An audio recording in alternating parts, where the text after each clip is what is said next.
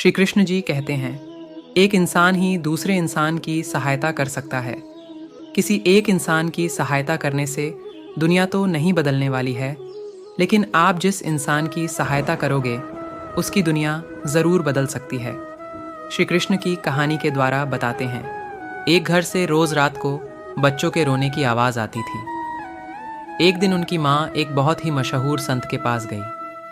माँ ने संत से कहा कि आप कुछ ऐसा चमत्कार कीजिए कि मेरे बच्चों को हर रोज़ रात को भूख की वजह से रोना ना पड़े। संत ने एक कागज़ पर कुछ दिया दिया और उस माँ से कहा कि जब तुम्हारी इच्छा पूरी हो जाए तब तुम इससे पढ़ना। उस माँ ने वह कागज़ संभाल के रख दिया।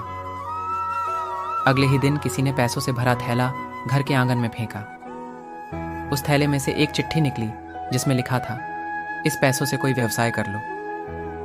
चिट्ठी में जो लिखा था उस बात पर अमल करते हुए उसके पति ने एक दुकान किराए पर ले ली। उसके व्यवसाय में बरकत हुई और बच्चे अब भूखे नहीं सोते थे। व्यवसाय अब काफ़ी अच्छा चल रहा था, इस वजह से उनके घर में अब पैसों की बारिश सी होने लगी। एक दिन माँ की नज़र पुराने संदूक में संत के लिखे कागज़ पर पड़ी थी। न जाने संत ने ऐसा क्या लिखा था।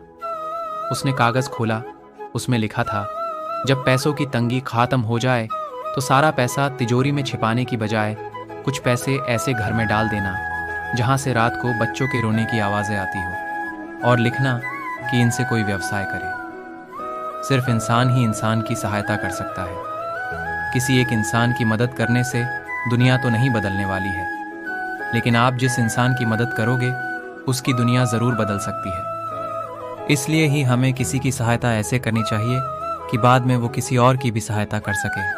सोचो, अगर इस तरह से एक इंसान दूसरे इंसान की मदद करेगा तो कितने सारे लोगों की दुनिया बदल सकती है। प्लीज़ कृष्ण जी के लिए एक लाइक और सब्सक्राइब तो बनता है।